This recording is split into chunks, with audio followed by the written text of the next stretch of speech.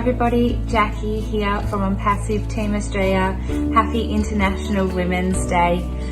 This year's theme is Choose to Challenge, and I choose everybody to challenge themselves to be more uplifting, more supporting and encouraging the women in their life to achieve their goals and dreams.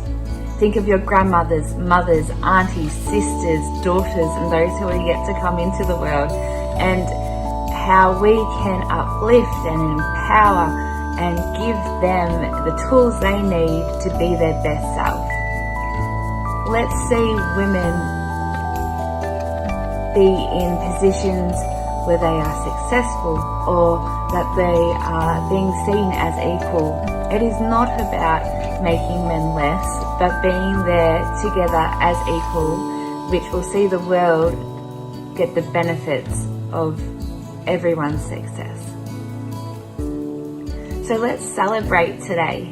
Let's celebrate all things that women do, and no matter how little or how big, let them know that we see them as role models and that we support them to take charge of their life, to engage in lifelong learning, to be healthy and to be what they want to be. I am a massive supporter of being equal, so let's do this hand in hand. Happy International Women's Day, everybody.